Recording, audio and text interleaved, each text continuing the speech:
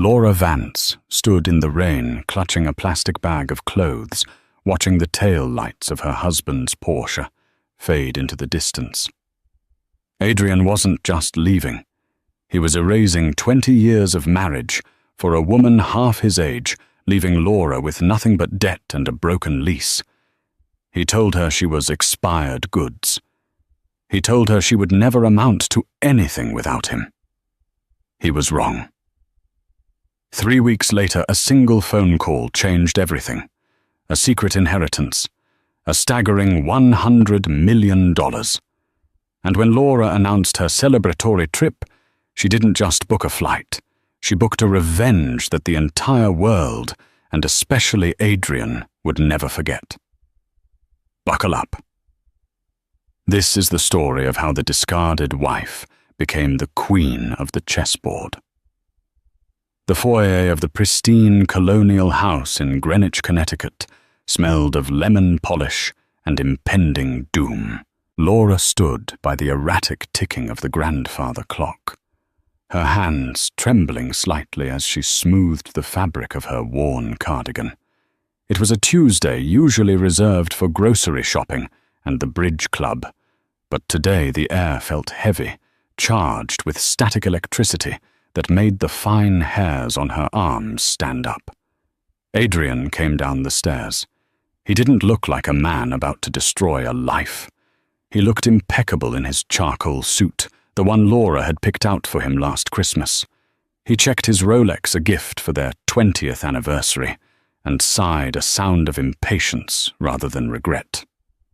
"Laura, we need to stop pretending," Adrian said. His voice was calm, terrifyingly reasonable. "The bags are in the car."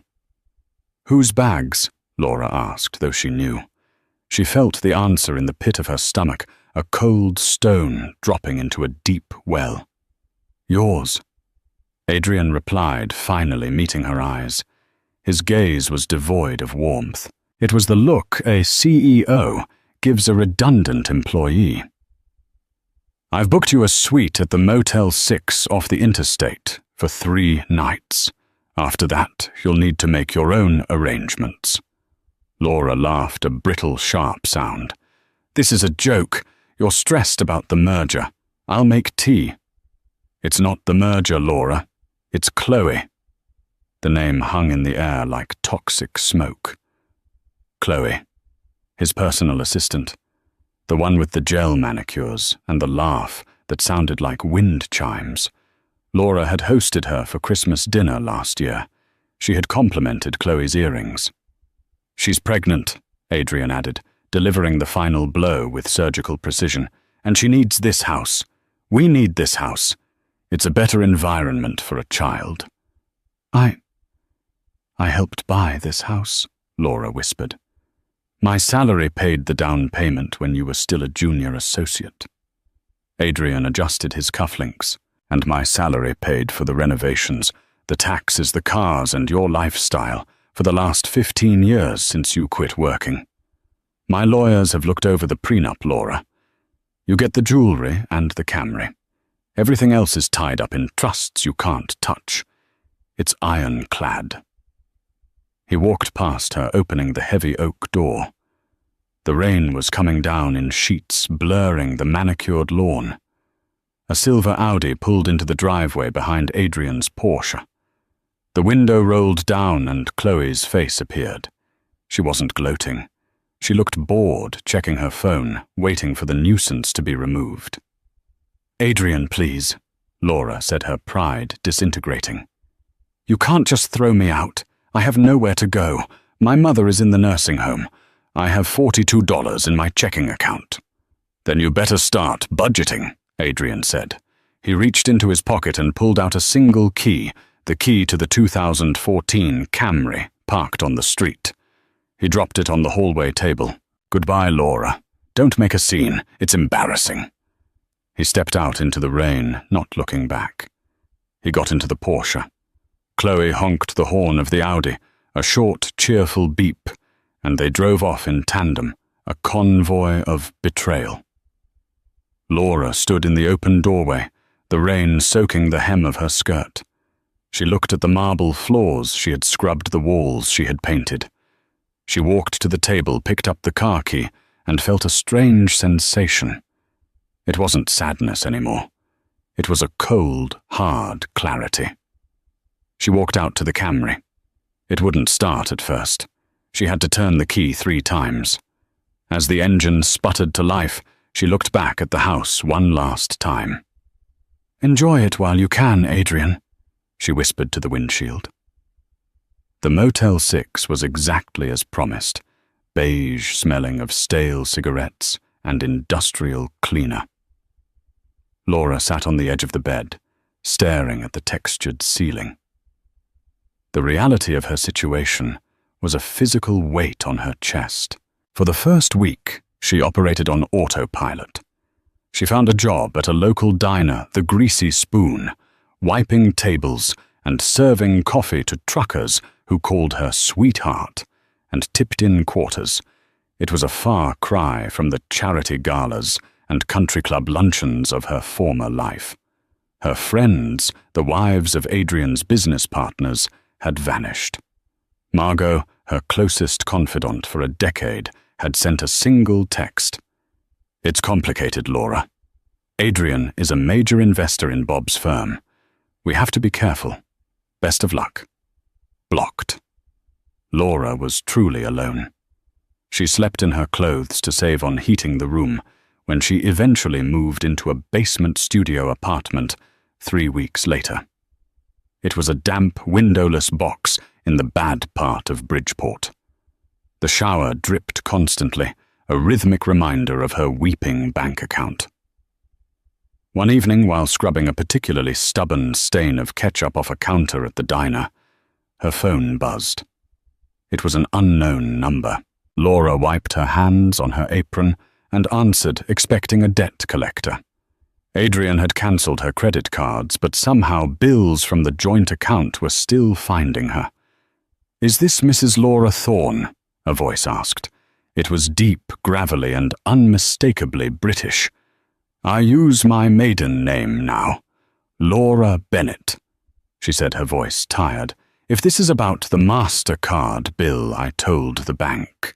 "This is not a bank, Miss Bennett. My name is Rupert Giles. I am a solicitor calling from London, representing the estate of the late Archibald Sterling." Laura frowned. "I don't know an Archibald Sterling. He was your great-uncle on your father's side. Estranged, I believe, since the late 70s. "My father didn't talk about his family," Laura said. "Look, I'm working. I don't have time for scams." "Miss Bennett, please do not hang up." The voice sharpened. "Mr. Sterling passed away 2 weeks ago. He was eccentric. He made his fortune in rare earth mining and early tech investments. He had no children. His will was quite specific. He wanted his estate to go to the female relative who had endured the most but complained the least. We have been tracking your recent change in circumstances." Laura froze. "You've been watching me. We have investigators. It is standard procedure for an estate of this magnitude. Mr. Sterling despised weak people. He despised whiners. He wanted his legacy to go to someone who could survive the fire." Laura looked around the diner. The neon sign buzzed. A fly landed on the sugar dispenser.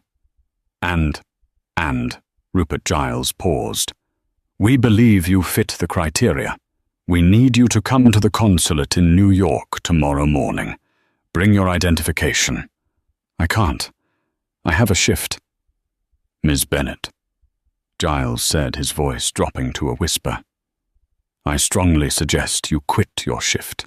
We are discussing an inheritance that includes a portfolio of real estate in London, Paris, and Dubai, as well as liquid assets totaling $100 million. Laura dropped the phone. It clattered onto the linoleum floor, the battery popping out. The cook, a burly man named Big Sal, looked over. "You okay, Lyd? You look like you saw a ghost." Laura picked up the phone, her hands shaking so hard she could barely snap the back on. She looked at Big Sal. She looked at the dirty rag in her hand. "Sal," she said, her voice trembling. I think I have to go." "You quitting in the middle of the lunch rush?" "Yes," Laura said, untying her apron. She placed it on the counter. "Yes, I am." She walked out of the diner into the bright sunlight. She didn't have money for the train to New York. She checked her wallet. $20, enough for gas. She drove the battered Camry toward the city, her heart hammering against her ribs like a trapped bird. Was it real? Or was this just another cruel cosmic joke?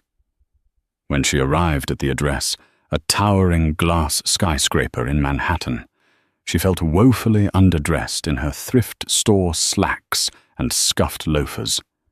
The receptionist looked her up and down with a sneer that reminded her of Chloe.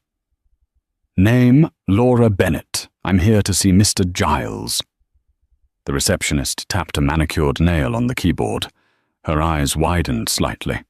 She picked up the phone. "Mr. Giles, Mrs. Bennett is here. Yes, immediately." She hung up and looked at Laura with newfound respect, or perhaps fear. "Right this way, ma'am. The private elevator." As the elevator ascended, Laura watched the city shrink below her. The cars looked like toys. The people were invisible specks. This is it, she thought. The view from the top. The doors opened into a mahogany-paneled office. Rupert Giles sat behind a desk the size of a small boat. He was an older man, with silver hair and kind eyes. He stood up and extended a hand. "Oh, Miss Bennett, a pleasure." He gestured to a chair. Laura sat gripping her purse. "Is it true?" she asked. "Is it really 100 million? Giles smiled. "After taxes, give or take. There is also the matter of the chateau in the south of France and the penthouse in Tokyo. But before we sign the papers, there is one condition in the will." Laura's heart sank. There's always a condition. Mr. Sterling was a man of theatrical tastes, Giles said, sliding a thick document across the desk. He requested that the beneficiary must not hoard the wealth. You are required to spend at least $1 million on yourself, purely on leisure, and travel within the first 3 months, publicly. He wanted the world to see a Bennett enjoying life. Laura stared at the document. Spending $1 million on herself. She hadn't bought a new pair of shoes in 3 years, because Adrian said it was wasteful.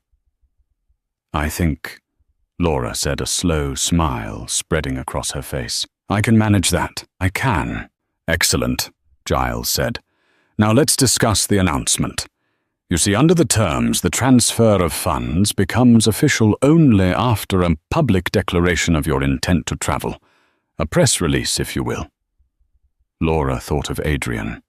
She thought of Chloe and the house in Greenwich. She thought of the friends who had abandoned her. No press release. Laura said, her eyes gleaming with a dangerous light. "I have a better idea. I'm going to live stream it." Giles raised an eyebrow. "Live stream." "Adrian watches the market news every morning on his tablet. He follows the high society blogs. I'm going to make an announcement that he can't ignore." Laura signed the papers. As the ink dried, she felt the old Laura the doormat, the housewife, the victim dissolve. In her place, something harder, shinier, and infinitely more expensive was taking shape. She walked out of the office with a black Centurion card in her pocket and a check for $50,000 as an advance. The first stop was not a hotel. It was a salon. The second was Chanel. Adrian thought she was expired goods. She was about to show him she was a vintage that he could no longer afford. Laura sat in the back of a black town car, arranged by Mr. Giles. The leather seats were soft-smelling of expensive conditioning cream, a stark contrast to the mildew scent of her Camry. She directed the driver to the Pierre Hotel on Fifth Avenue. If she was going to burn $1 million in 3 months, she had to start with the roof over her head. When she walked into the lobby, she was still wearing her diner slacks and the cardigan that had seen better decades. The crystal chandeliers overhead seemed to vibrate with a frequency that rejected her poverty. Guests in tailored suits and designer dresses glided by, their eyes sliding over her as if she were a smudge on the lens of their perfect lives. She approached the front desk. The concierge, a man with a nose sharp enough to cut glass, looked up. His expression was a masterclass in polite dismissal. "Deliveries are at the side entrance, madame," he said, not bothering to make eye contact. Laura placed her hands on the marble counter. They were rough from scrubbing tables, the nails short and unpolished. "I'm not delivering. I'm checking in." The concierge simulated a sound of profound suffering. "Madame, our rooms start at $800 a night, and we require a credit card for incidentals. Perhaps the hostel downtown would be more." Laura reached into her purse and pulled out the heavy black titanium Centurion card Mr. Giles had given her. She slapped it onto the marble with a decisive clack. The concierge stopped. He looked at the card. He looked at Laura. The color drained from his face faster than water from a broken dam. He knew what that card meant. It meant no limit. It meant she could buy the hotel, not just rent a room. "I'd like the Tata suite," Laura said, her voice steady. "And I need a personal shopper, a hairstylist, and a bottle of Bollinger 2008 sent up immediately. Oh, and throw away these clothes. I won't be needing them." "Right away, Miss Bennet," the concierge stammered, typing furiously. "My deepest apologies. We are honored to have you." An hour later, Laura stood in a suite that was larger than the entire house she had shared with Adrian. The windows looked out over Central Park, a sprawling carpet of green amidst the grey steel. She took a sip of the champagne, the bubbles dancing on her tongue. She caught her reflection in the gilded mirror. She looked tired. There were lines around her eyes that Adrian had put there. Lines of worry, lines of trying to be perfect for a man who only wanted new. "Time to erase him," she whispered. The transformation began the next morning. It wasn't just a makeover. It was a renovation. She hired a stylist named Leo, a flamboyant man with an eye for vengeance dressing. "Honey," Leo said, circling her like a shark. "You have great bone structure, but you're hiding behind beige. Who told you to wear beige?" "My husband," Laura said. "He said bright colors were desperate." "Your husband," Leo said, pulling a ruby-red silk gown from a rack, "was a monochromatic idiot.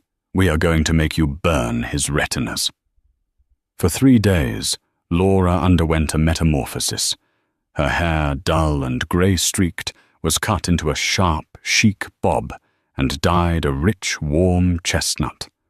Her skin was scrubbed, peeled and polished until it glowed. She learned to walk in Louboutins again, the red soles clicking a rhythm of war on the parquet floors. She bought jewelry, not delicate, tasteful pieces Adrian liked, but bold statement pieces.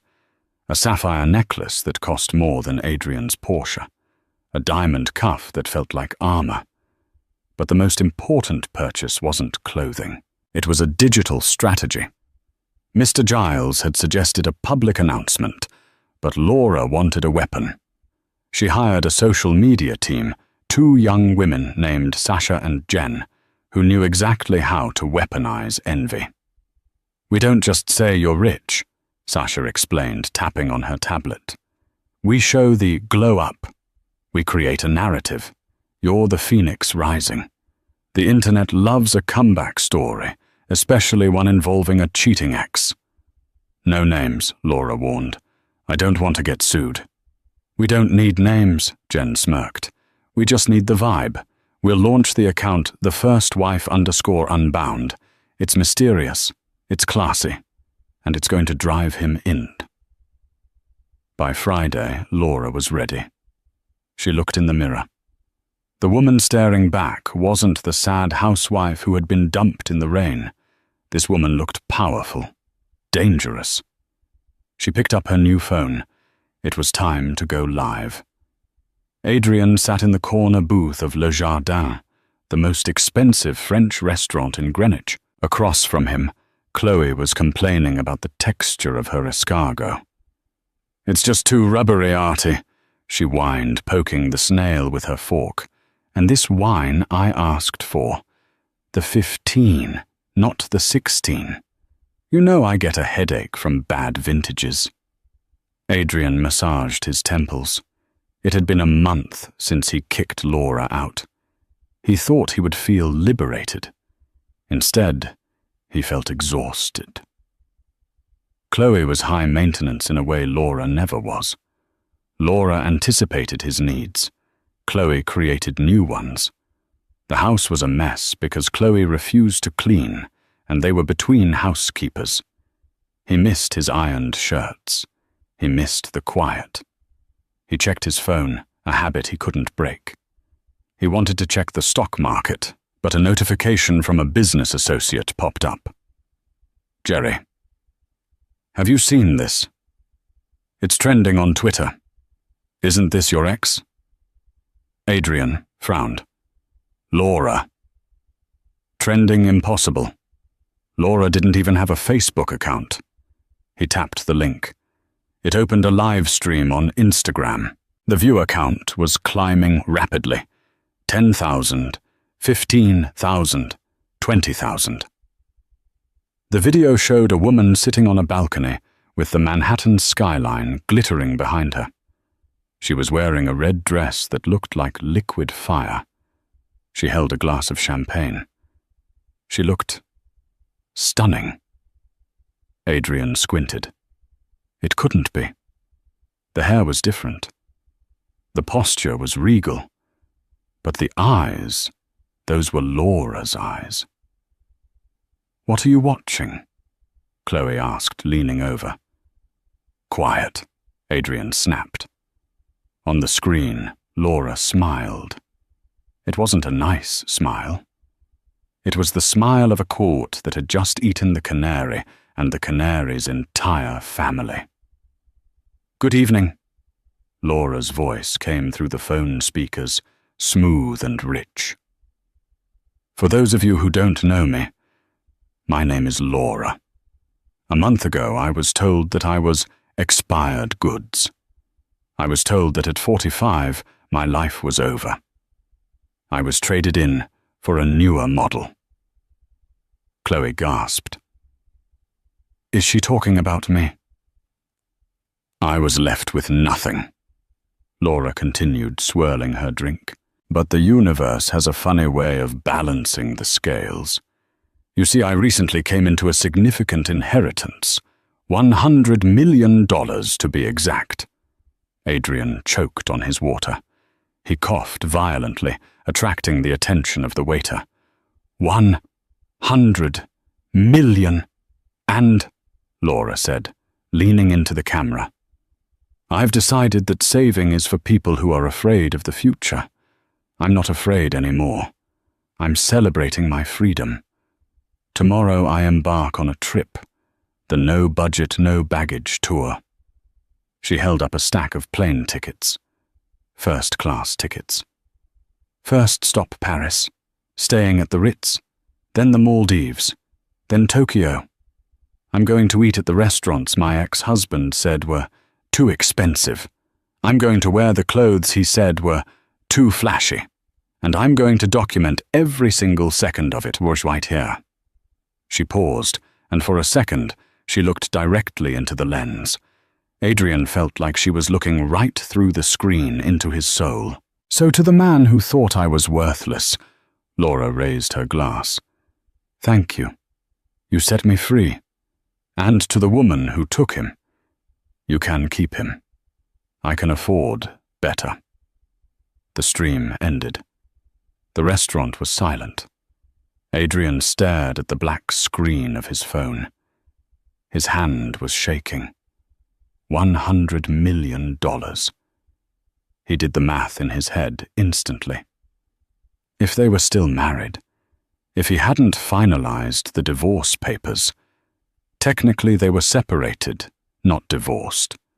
The prenup protected his assets from her, but did it protect her assets from him? Greed, cold and sharp, pierced through his regret. "She's lying," Chloe said, her voice shrill. "She's lying to make you jealous. She doesn't have money. She was working at a diner last week." "Laura doesn't lie," Adrian whispered. He remembered the grandfather clock. He remembered the furniture she had polished. He remembered the woman who had supported him when he was a nobody. He stood up so abruptly his chair fell over. "Where are you going?" Chloe demanded. "We haven't ordered the main course. I have to make a call," Adrian said, stumbling toward the exit. He left Chloe sitting there with her rubbery snails. He dialed Laura's old number. It went straight to voicemail. "The number you have reached has been disconnected." He cursed and dialed his lawyer. "This is Adrian. I need you to look at the separation agreement again. Specifically, the clause about acquired assets during the separation period. Yes, tonight, I don't care what time it is." Back in the penthouse suite, Laura watched the comments roll in on her new iPad. Thousands of messages. "Yas, Queen. Living the dream. Who is the ex? I want to fight him." Sasha and Jen were high-fiving in the background. "We hit 100,000 followers in 20 minutes, Laura. You're viral." Laura put down the iPad. She walked to the window. Her phone, the new one, buzzed. It was a text from an unknown number, but she knew who it was. "Laura. We need to talk. There are things we need to discuss regarding the house. Call me." "Adrian." She laughed. It was the first time she had genuinely laughed in months. She didn't reply. Instead, she blocked the number. "Is everything okay, Ms. Bennett?" Leo asked, adjusting the hem of a coat he was packing for her. "Everything is perfect, Leo," Laura said. "Pack the gold sequins. I think I'll wear them to dinner in Paris." The next morning, the paparazzi were waiting at JFK.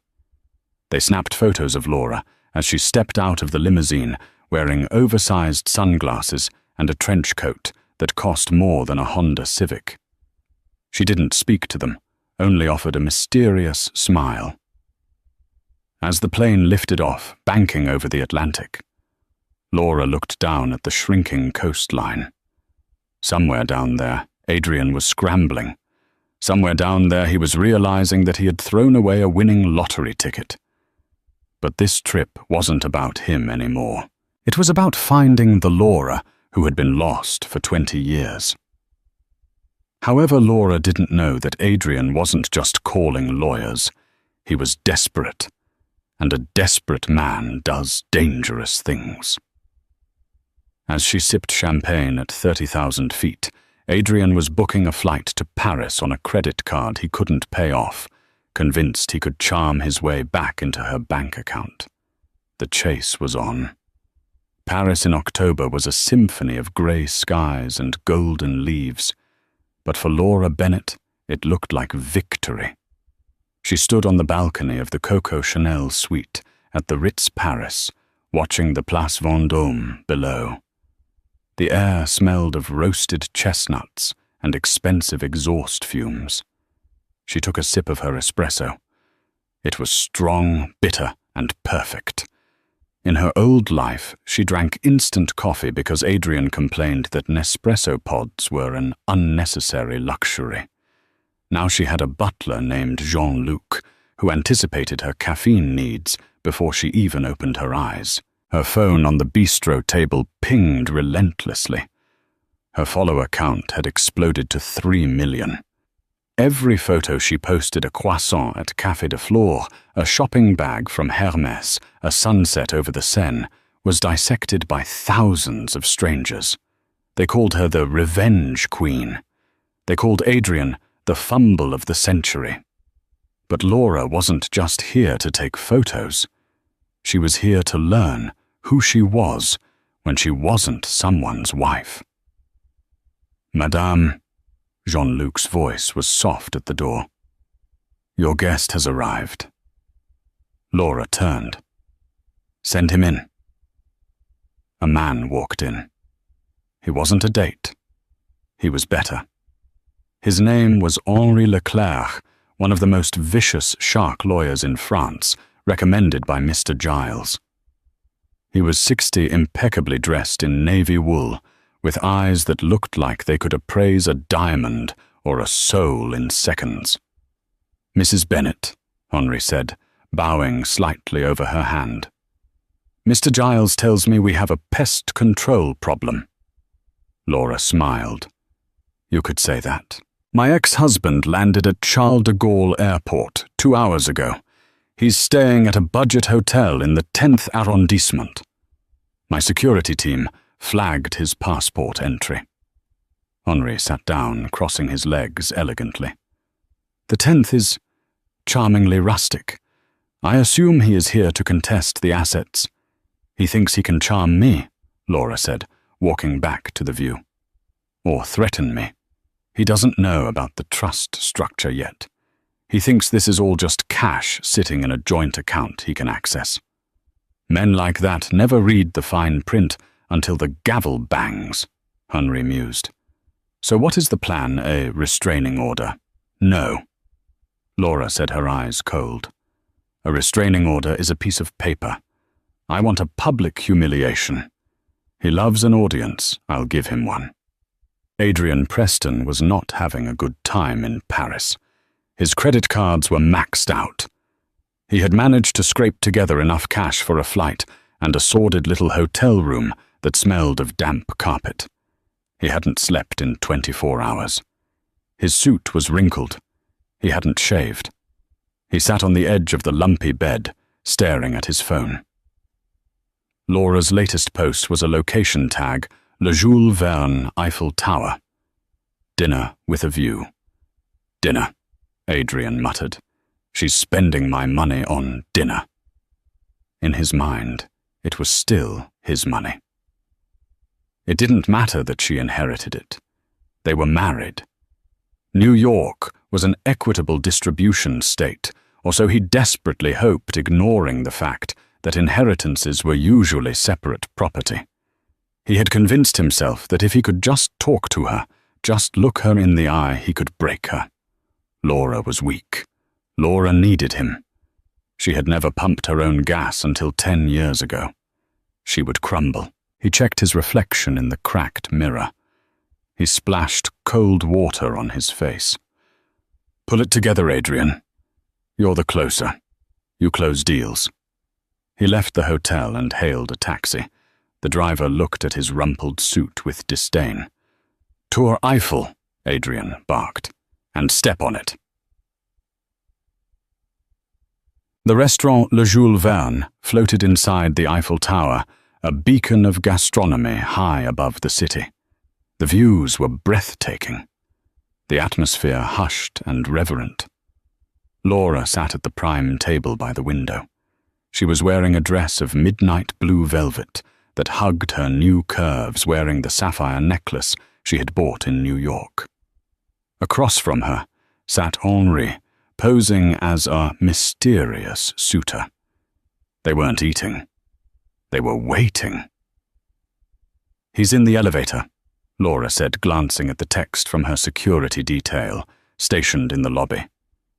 He made a scene at the hostess stand, claiming to be my husband. They are letting him up as instructed. Henri swirled his Pinot Noir. Showtime. The elevator doors opened. Adrian stormed into the dining room. He looked manic. His eyes scanned the room wildly until they landed on Laura. For a moment he stopped. He almost didn't recognize her. The woman he had left in the rain was grey and shrinking. The woman sitting by the window was radiant, glowing with gold and confidence. She looked younger. She looked expensive. Laura! Adrian's voice boomed, shattering the quiet hum of the restaurant. Diners turned. Forks paused mid-air. Laura didn't flinch. She slowly cut a piece of her foie gras. Adrian marched over to the table, ignoring the waiter trying to intercept him. He slammed his hands down on the white tablecloth, rattling the crystal wine glasses. "I knew it," Adrian hissed, sweat beading on his forehead. "You're here spending our money while I'm dealing with lawyers." "Who is this?" He pointed a shaking finger at Henri. "Is this who you replaced me with?" "Some French gigolo." Henri raised an eyebrow. "Monsieur, I charge 500 euros an hour, but not for that sort of service." "Sit down, Adrian," Laura said. Her voice was calm, conversational, the volume used when discussing the weather. "You're making a scene." "I don't care about a scene," Adrian yelled. "I care about the fact that you stole $100 million. That money belongs to the marital estate. You think you can just run away?" Laura put down her knife and fork. She dabbed her mouth with a linen napkin. Then she looked up at him. "I didn't steal anything, Adrian. My great-uncle left it to me, specifically to me, and specifically excluding any parasitic spouses. It's in the will. Would you like a copy? I have it on my phone." "I'm your husband," Adrian pleaded, his voice cracking. He realized the anger wasn't working. He switched tactics, the masterful manipulator trying to find a foothold. He dropped to his knees. A collective gasp went through the restaurant. "Laura, baby," Adrian said, grabbing her hand. Her skin was cool. "I made a mistake. I was stressed. Chloe, she meant nothing. It was a midlife crisis. I was scared of getting old. But seeing you now, I realize I love you. I've always loved you. Let's go home. We can fix this. We can start over. With the money, think of what we could do." Laura looked down at him. A month ago, this would have worked. A month ago, she would have given anything for him to come back. But now, looking at him kneeling on the floor of a Michelin star restaurant, begging not for her, but for her bank account, she felt nothing but revulsion. She pulled her hand away, as if she had touched something slimy. "You didn't come here because you love me, Adrian," Laura said, her voice projecting clearly enough for the nearby tables to hear.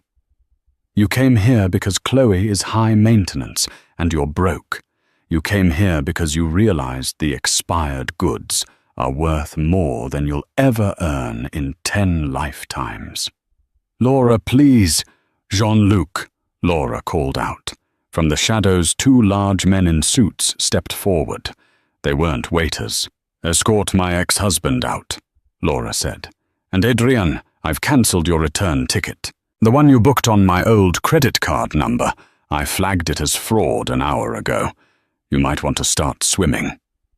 The security guards grabbed Adrian by the arms. "You can't do this!" Adrian screamed as they dragged him backward. "I built you. You're nothing without me, Laura." The elevator doors closed on his screaming face. The restaurant was silent. Then slowly, a woman at the next table began to clap. Then a man. Soon the entire room was applauding. Laura took a sip of her wine. Her hand wasn't shaking. "Well," Henri said, lifting his glass. "That was efficient." "Not quite," Laura said, checking her phone. "That was just Act 1. She opened Instagram. She wasn't the only one recording. Half the restaurant had their phones out. The video of Adrian on his knees was already circulating. #begging. Adrian was trending. But there was a notification that caught her eye. A direct message from Chloe. Laura opened it. It was a video. The video appeared to be taken from inside Adrian's apartment in Connecticut before he left. It showed Adrian screaming at his lawyer on speakerphone, saying, "I don't care about the baby, I just need the cash. If Laura has the money, I'll dump Chloe in a heartbeat." Under the video, Chloe had written. He left his iPad logged in. "I hope you destroy him. P.S. Can I have a loan?" Laura stared at the screen. Adrian hadn't just betrayed her. He was planning to betray Chloe, too. He was a creature of pure opportunism. "Henri," Laura said, a dark smile playing on her lips. "How do you feel about the Maldives?" "I prefer the climate in November," Henri replied. "Good. Because we're leaving tonight. But before we go, I have one more post to make." She forwarded Chloe's video to her social media team with a single instruction: post it. Caption: "The truth comes out." As she walked out of the Eiffel Tower, the wind whipping her coat, Laura felt the final tether snap. Adrian wasn't a tragedy anymore. He was a punchline. But as she got into the car, she didn't notice the black sedan pulling out behind them. It wasn't Adrian. Adrian was currently being thrown out of the tower security perimeter. This was someone else. Someone who had been reading the news about the $100 million widow, a nickname the press had wrongly adopted. In the back seat of the sedan, a man with a scar running through his eyebrow watched Laura's car merge into traffic. He picked up a burner phone. "Target is mobile," he said. "She's heading to the airport. The ex-husband is out of the picture. It's a clean grab." Laura thought the drama was her husband. She didn't realize that having $100 million and broadcasting your location to the world attracted predators far more dangerous than a greedy corporate lawyer. The real trip was just beginning, and this time it wasn't about revenge. It was about survival. The Maldives is not just a destination. It is a hallucination of blue. Laura Bennett sat on the deck of her overwater villa at the Waldorf Astoria Ithafushi, her legs dangling over the edge, toes skimming the turquoise Indian Ocean. It was quiet here, the kind of quiet that cost $5,000 a night. After the chaos of Paris, the paparazzi, the confrontation with Adrian, the viral fame, this isolation felt like medicine. She had left Henri Leclerc in France to handle the legal fallout of Adrian's harassment, deciding to continue the no-budget tour solo. She wanted to feel the weight of her own company without a man's shadow looming over her. She checked her phone. The service was spotty, but the notifications were relentless. The video of Adrian begging at the Eiffel Tower had been remixed into a dance track on TikTok. #begging. Adrian was now a global meme. It was satisfying, yes, but it also left a hollow ache in her chest. 20 years of marriage reduced to a hashtag. She swiped to her banking app. The balance was still astronomical. She had spent $200,000 in Paris, barely a dent in the mandatory $1 million she had to burn. "Time to up the stakes," she murmured. She called the concierge. "I'd like to charter the yacht for a sunset cruise, and I want the private chef to prepare a tasting menu of rare seafood. Oh, and invite the resort manager. I hate dining alone." 3 hours later, Laura was aboard the Siren's Call, a 60-foot luxury vessel, slicing through the deep indigo waters. The sun was dipping below the horizon, painting the sky in violent shades of violet and orange.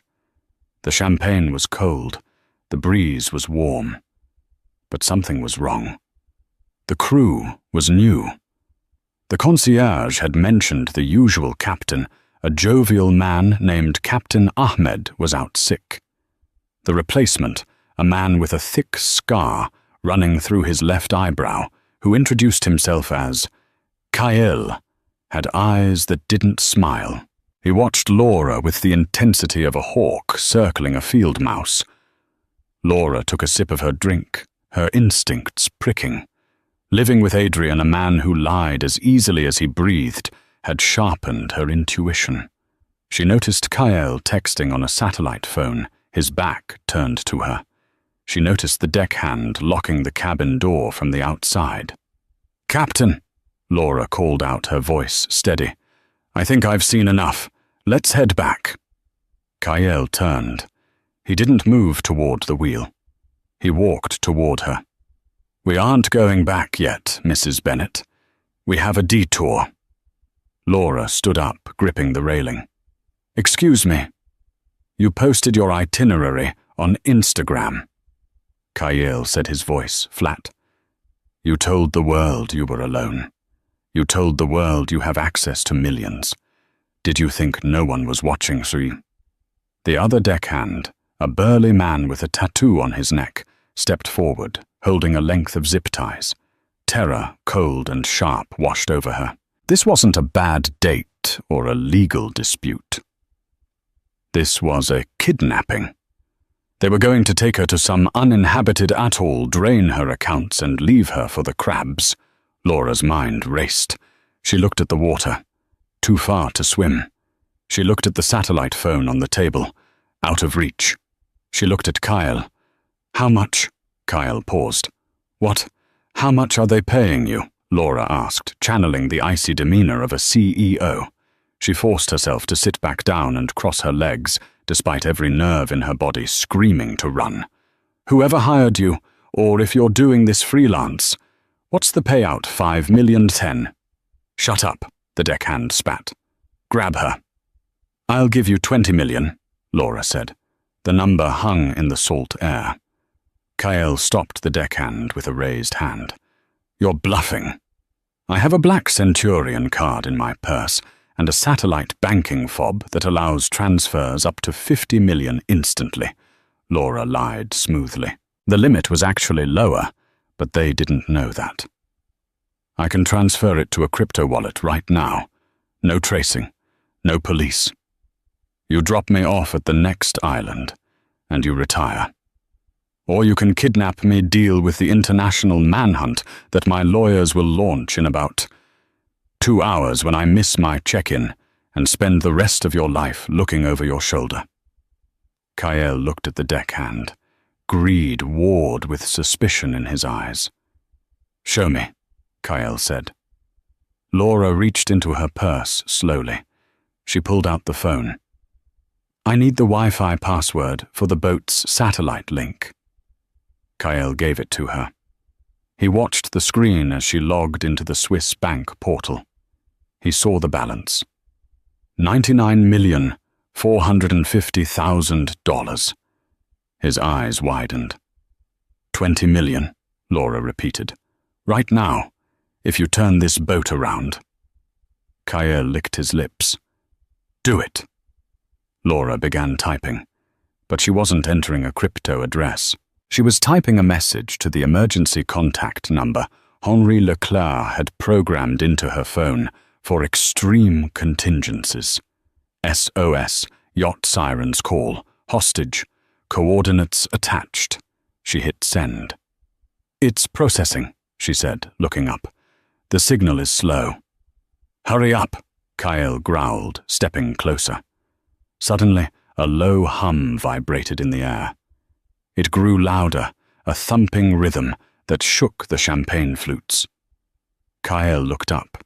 A black helicopter, unmarked, banked sharply out of the sunset, its searchlight blinding them. "What did you do?" Kyle screamed, lunging for her. Laura didn't wait. She grabbed the champagne bottle, heavy, crystal expensive, and swung it with all her might. It connected with Kyle's temple with a sickening crunch. He collapsed onto the teak deck. The deckhand froze, looking from his fallen leader to the helicopter hovering just 50 feet above the water, the downdraft whipping the ocean into a frenzy. A loudspeaker boomed. "This is private security. Lay down your weapons." The deckhand dropped the zip ties and raised his hands. Laura stood over the unconscious captain, her chest heaving, the broken champagne bottle still in her hand. She looked at the chopper, then at the terrified deckhand. "I'm rescinding the offer," she said coldly. "You get nothing." When the security team rappelled down, hired by the resort's panic protocol, which Henri had secretly activated days ago, they found Laura Bennett not in tears, but pouring herself a fresh glass of wine with shaking hands. She had survived Adrian. She had survived the sharks. She was done being the victim.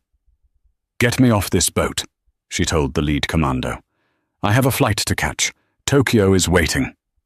Tokyo was a sensory overload of neon rain and efficiency. It was the final stop. The deadline for the inheritance clause, spend $1 million in 3 months, was 3 days away.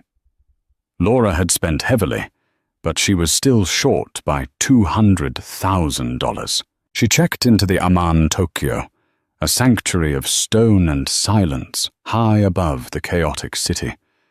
She felt different now. The woman who had landed in Paris was pretending to be strong. The woman in Tokyo was strong. The incident in the Maldives had forged her in fire. She moved with a predator's grace, her eyes scanning rooms, assessing threats, calculating exits. But the final threat wasn't a gunman. It was a ghost from her past. On her second night, as she prepared for a gala dinner, where she planned to buy a rare vintage kimono to hit her spending target, the front desk called. "Ms. Bennett," the receptionist said, "there is a gentleman here. He says he is your husband. He is causing a disturbance." Laura sighed. Adrian. He was like a cockroach. Nuclear war wouldn't kill him, just make him more desperate. "Let him up," Laura said. "But leave the door open and have security stand by." Adrian Preston looked like a man who had been chewed up by the world and spat out. His suit was stained. He had lost weight. The arrogance that had defined him for 20 years was gone, replaced by a frantic, twitching energy. He had clearly sold everything he owned to chase her here. He walked into the suite, his eyes darting around the luxury. "Laura," he croaked. "Adrian," Laura said, standing by the window, the Tokyo Tower glowing orange in the distance. "You look terrible." "I lost my job," Adrian said, his voice trembling. "After the video, the partners here voted me out. Morality clause. I'm ruined, Laura. Chloe left me. She took the car. She took the apartment keys. I'm sleeping in a capsule hotel in Shinjuku." Laura felt a flicker of pity, but she snuffed it out instantly. She remembered the rain. She remembered the expired goods comment. "Why are you here, Adrian?" "I want to make a deal," Adrian said, pulling a crumpled piece of paper from his pocket. "I know about the inheritance conditions. I read the tabloids. You have to spend money, right? You have to spend it on leisure. Well, I'm a leisure expense." "Excuse me. Hire me," Adrian said, a manic grin spreading across his face. "As your consultant, your assistant, anything. Pay me the $200,000 you need to spend. It fulfills your clause, and it saves me. I'll do anything. I'll carry your bags. I'll walk behind you. I'll sign an NDA. Laura stared at him. The man who had once forbidden her from speaking when his colleagues were over was now begging to be her servant. It was pathetic. It was tragic. And it gave her an idea. "You want to be my employee?" Laura asked. Yes, please." "I do need to spend $200,000, Laura mused. "But I don't need an assistant. I have a team for that. However, I do need a closing act." "A closing act?" Laura walked to her desk and picked up a heavy folder. "You see, Adrian, I didn't just spend money on clothes and hotels. I made some investments. My uncle's lawyers are very good. We bought a controlling stake in a certain firm. Preston Miller and Associates." Adrian's knees buckled. He grabbed the back of a chair. You own my firm." "I own the firm that fired you," Laura corrected. "And as the majority shareholder, I have some thoughts on restructuring." She dropped the folder on the table. "I'm not going to give you money, Adrian. That would be enabling you. And frankly, you're not worth $200,000.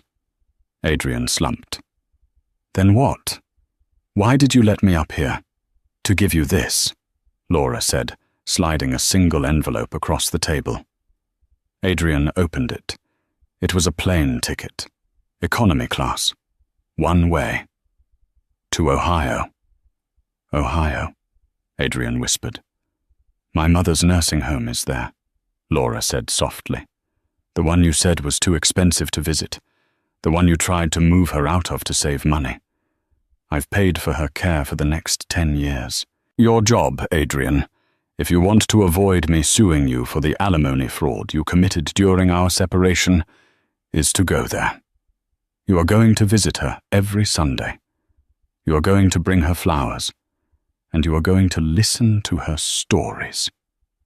And if I don't, then I release the rest of the videos Chloe sent me," Laura said. "The ones where you discuss embezzling from your clients. You'll go to prison, Adrian. Ohio is a better option." Adrian looked at the ticket. He looked at Laura. He saw the steel in her eyes. He realized finally that he had lost. He wasn't the protagonist of this story. He was just a footnote. "Okay," he whispered. "Okay." He took the ticket and walked to the door. He paused, hand on the handle. "Laura, did you ever really love me?" "I did," Laura said, turning back to the window. "But that was a different Laura. She doesn't live here anymore." Adrian left. The door clicked shut. Laura let out a long breath. She checked her watch. It was almost midnight. She still had $200,000 to spend to secure the $100 million. She picked up her phone and dialed Henri. "Henri, wake up. I know how to spend the rest." "Is it a Diamond A car?" Henri asked sleepily. "No," Laura said, smiling as she looked out at the glittering city. "I'm buying the diner. The Greasy Spoon in Bridgeport. I'm going to turn it into a shelter and culinary school for women, starting over. Women like me." "That is not exactly a leisure expense, Laura," Henri warned. "Oh, but it is," Laura said. "Watching women succeed where men told them they would fail. That's my idea of pure pleasure." 6 months later. The grand opening of the Bennett Foundation was the social event of the Connecticut season. The building, formerly a run-down diner, was now a gleaming space of glass and light. Laura Bennett stood at the podium wearing a simple white suit. She looked out at the crowd. There were cameras, yes, but there were also faces she recognized. Big Sal was there, wearing a fresh chef's coat, now the head instructor. Margot, the friend who had blocked her, was in the back, looking sheepish and trying to catch Laura's eye. Laura didn't look at her. She looked at the front row. There sat a group of women, young, old, tired, scared. Women who were clutching plastic bags of clothes. Women who had just left. Laura leaned into the microphone. "They will tell you that you are expired," she said, her voice ringing clear. "They will tell you that you are nothing without them. They will try to break you." She smiled, and it was the smile of a woman who had walked through fire and come out holding gold. "Let them try, because the best revenge isn't destroying them, it's building yourself." She cut the ribbon. The crowd cheered. Far away in Ohio, a man in a wrinkled suit sat in a nursing home reading a book to an old woman who was asleep. He looked at the TV in the corner, broadcasting the news of Laura's foundation. He saw her smile. He turned the page, and for the first time in his life, he was quiet. Laura Bennett had taken the trip of a lifetime. But the destination wasn't Paris or the Maldives or Tokyo. The destination was freedom. Wow. From a Motel 6 to $100 million empire. Laura didn't just inherit money. She inherited a spine of steel. She taught Adrian and the world that you never, ever underestimate a woman who has nothing left to lose. Adrian ended up in Ohio reading bedtime stories, and Laura ended up saving the world one expired woman at a time. That is what I call justice. If you enjoyed this roller coaster of revenge, luxury, and karma smash, that like button right now. It helps the channel so much, and don't forget to subscribe and hit the bell notification so you never miss a story. What would you do with $100 million if your ex tried to crawl back? Let me know in the comments below. Thanks for watching, and see you in the next video.